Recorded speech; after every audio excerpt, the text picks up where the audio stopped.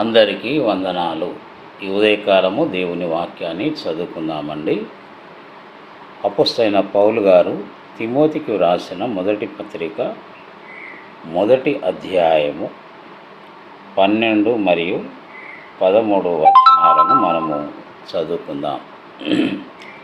పూర్వము దూషకుడను, హింసకుడను, హానికరుడనైన నన్ను తన పరిచర్యకు నియమించి నమ్మకమైన వానిగా ఎంచినందుకు నన్ను బలపరిచిన మన ప్రభువైన క్రీస్తు యేసుకు కృతజ్ఞుడనై ఉన్నాను.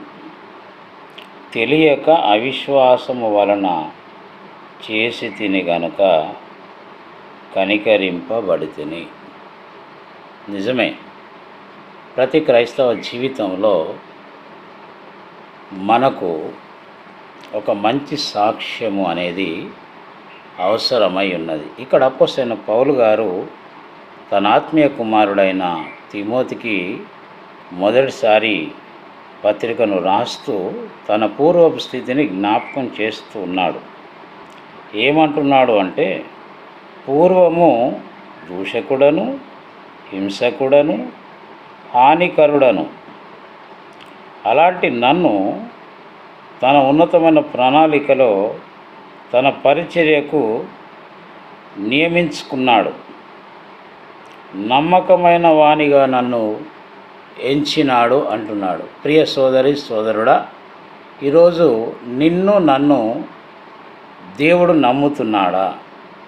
ఆయన నమ్మదగిన రీతిలో మనం జీవిస్తున్నామా అనే ఒక ప్రశ్న మనం వేసుకోవాల్సిన వారమై ఉంటున్నాం. అంతేకాదు, నన్ను నమ్మకమైన వానిగా ఎంచి బలపరిచాడు అంటున్నాడు. నన్ను బలపరిచిన మన ప్రభు అయిన క్రీస్తు యేసుకు కృతజ్ఞుడనై ఉన్నాను అంటున్నాడు. అవును, మనం కూడా ప్రతి విషయంలో ఆయనకు కృతజ్ఞతాస్తుతులు చెల్లిస్తూ ఆయనను ఘనపరచవలసిన వారమై ఉంటూ ఉన్నాం. అంతేకాదు, తెలియక అవిశ్వాసం వలన చేస్తే గనక కనికరింపబడితిని.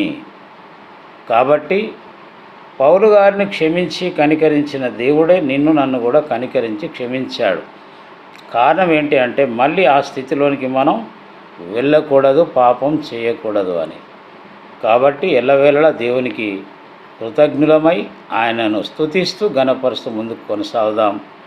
అట్టి కృప పరిశుద్ధాత్మ దేవుడు మనందరికీ దయచేయునుగాక. దేవుడు మిమ్మల్ని దీవించునుగాక. అందరికీ వందనాలు.